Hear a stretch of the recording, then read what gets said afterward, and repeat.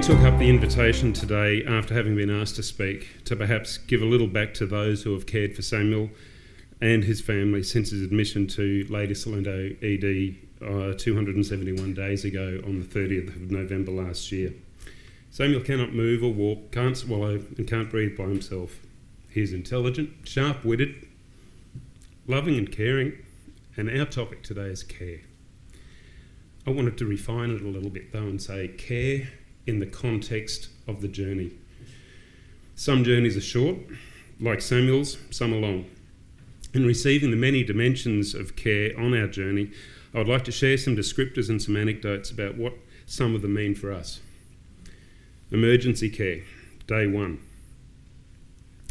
We found acute attention to clinical needs, as much information as could be given us, and a well-timed euphemism at one point so as to not overly alarm us. It went something like this: we're just going to move Samuel from the acute cubicle to a bigger room so it's easier to get around his bed.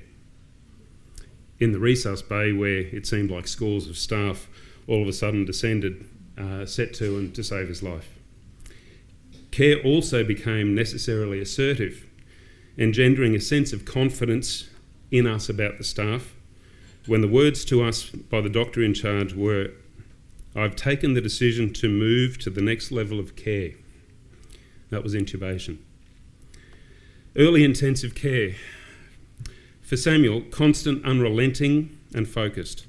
For us, timely information as best as could be given. Not only that the doctors and nurses invited us many times to ask questions, they genuinely did not mind if we asked the same ones multiple times. Social, emotional care. Staff don't monitor and watch just Samuel. The fabric of the family strength is just as cared for.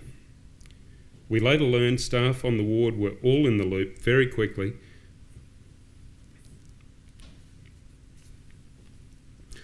On one of our worst bad news days, that was day 143. More on that later. The welfare and social work departments, financial relief with parking, support when Amelia's university scholarship was in jeopardy because our eyes were off the ball, liaising with other health facilities to try to execute better outcomes for my mother, who, on coming from Hervey Bay to, as it turned out, unsuccessfully visit Samuel, broke her ankle in a pothole within sight of Lady Salento Children's Hospital. She suffered a stroke a week later in hospital. Spiritual care has always been there. Educational care.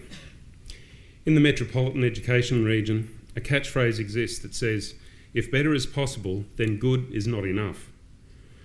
Absolutely typified by the determination of school staff under the leadership of Michelle to unrelentingly provide better education opportunities without barriers.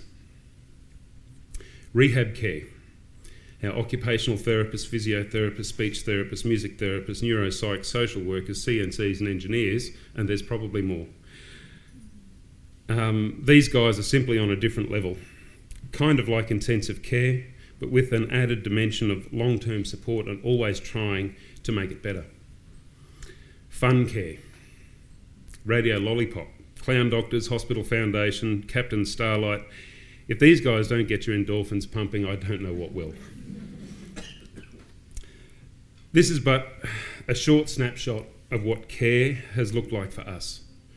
And while the length and complexity of our care path is significant, this care has been in the context of our journey. I'll finish with one last care. It was day 143, when members of our team were faced with giving us, arguably, some of the worst news we were to hear. To give this news to us clearly took its toll on the staff. Away from us, debriefing occurred for the staff after that time, and we know tears were shed. Staff care.